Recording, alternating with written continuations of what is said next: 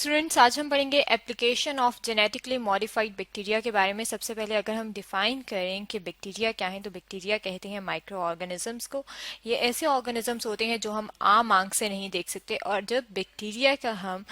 जो इनका वरासती मादा है, यानी कि जो इनका हेरेडिटी मटेरियल है, जब हम उसे थोड़ा सा मॉडिफाई करते हैं, तब्दील करते हैं, तो हम कहते हैं कि ये जेनेटिकली मॉडिफाइड बैक्टीरिया बन गए। और इन जेनेटिकली मॉडिफाइड बैक्टीरिया का इस्तेमाल क्या है, इनका एडवांटेज क्या है, ये किस तरह से इस्तेमाल होते हैं डेली लाइफ में, वो हम देखेंगे application of genetically modified bacteria में। यहाँ पे ये जो हमारे सामने डायग्राम दिखाई गई है, इसमें दिखाया गया है कि किस तरह से जेनेटिकली मॉडिफाइड बैक्टीरिया बनाए जाते हैं। अब जेनेटिकली मॉडिफाइड बैक्टीरिया जो है, ये फर्स्ट ऑर्गेनिज्म थे, फर्स्ट लिविंग ऑर्गेनिज्म थे, जो कि लेबोरेटरी में मॉडिफाइड करके तैयार किए गए थे। यहाँ पे अगर हम अपने सामने स्टेप्स देखें कि क्या है, तो यहाँ पे हमारे सामने ये बैक्टीरियल प्लाज्मिड नजर आ रहा है। बैक्टीरियल प्लाज्मिड की अगर हम बात करें कि ये क्या है, तो बैक्टीरिया के अंदर एक एक्स्ट्रा क्रोमोसोमल पार्ट होता है, जैसे कि यहाँ पे आपको ये नजर आ रहा है, ये बैक्टीरियल डीएनए है, लेकिन यहाँ पे इसके पास जो है ये एक प्लाज्मिड मौजूद है जो सर्कुलर शेप में है। अब ये जो प्लाज्मिड है, अगर हम ये ले लें किसी और बैक्टीरिया का, और ये प्लाज्मिड जो है अगर हम ले लें, तो ये वेक्टर के तौर पे काम करता है। वेक्टर जो है ये व्हीकल के तौर पे काम करती है, जिसमें हम कोई भी फॉरेन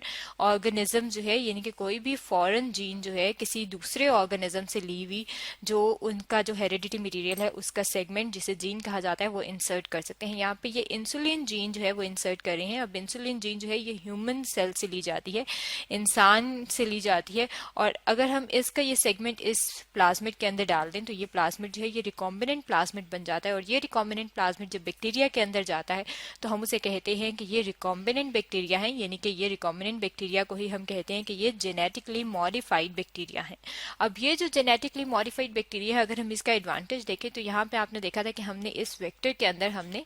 इंसुलिन जीन जो है वो ऐड की थी। अब अगर हमने इसके अंदर इंसुलिन जीन ऐड की है, तो इसका मतलब है कि बैक्टीरिया जो है उनके अंदर जब हम इंसुलिन जीन डाल देते हैं, तो हम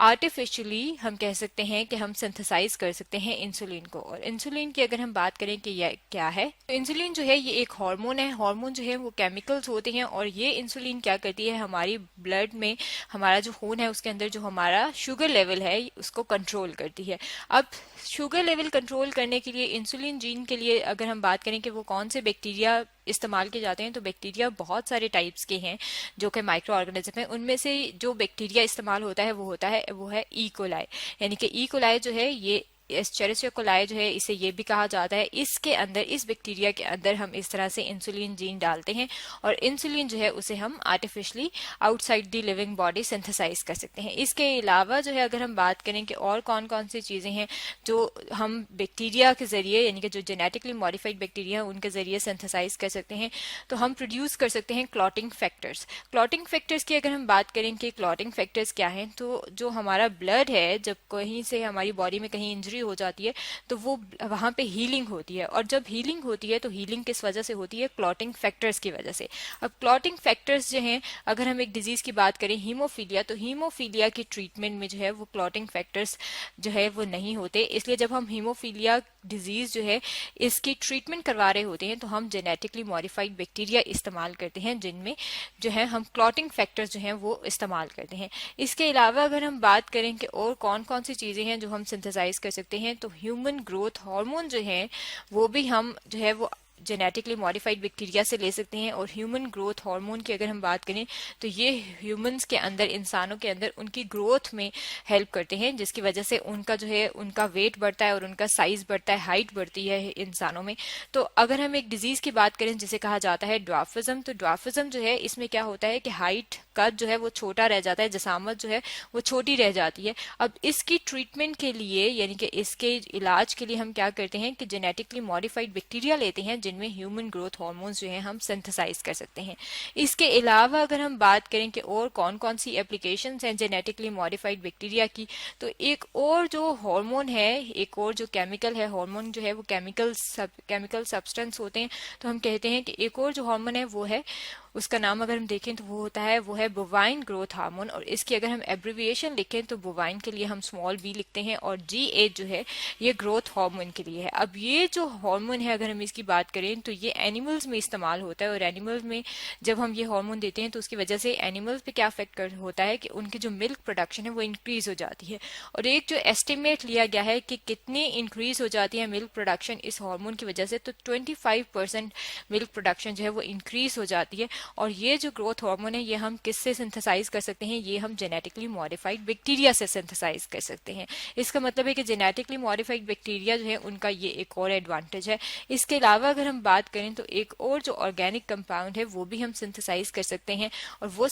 ऑर्गेनिक कंपाउंड जो है वो कौन सा है, वो है फिनाइल एलानाइन। अब अगर हम बात करें ऑर्गेनिक कंपाउंड की कि ऑर्गेनिक कंपाउंड जो है वो क्या है, तो ऑर्गेनिक कंपाउंड जो है ऐसे कंपाउंड होते हैं जिनके अंदर कार्बन, हाइड्रोजन, ऑक्सीजन और नाइट्रोजन मौजूद होती है, यानी कि इनकी कंपोजिशन में ये एलिमेंट जो है शामिल होते हैं। अब फिनाइल एलानाइन जो है ये जो ऑर्गेनिक कंपाउंड है इसका काम क्या है कि ये जो है ये आर्टिफिशियल स्वीटनर में इस्तेमाल होता है, यानी कि जो मसनूई तौर पर स्वीटनर्स तैयार किए जाते हैं उनमें फिनाइल एलानाइन इस्तेमाल किया जाता है। और एक जो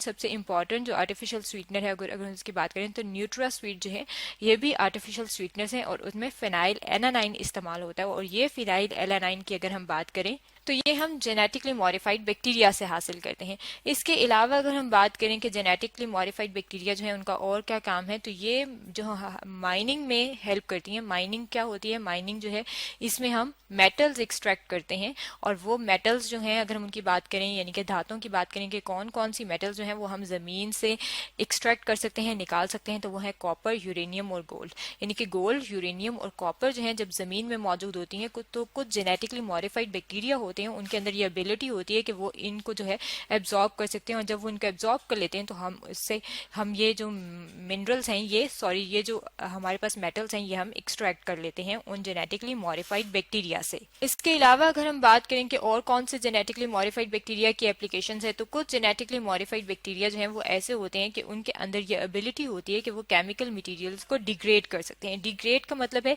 कि अगर हम बात करें कि किस तरह से डिग्रेड करेंगे, तो हम कहते हैं कि या तो वो उसको खत्म कर देते हैं या फिर क्या करते हैं या उसको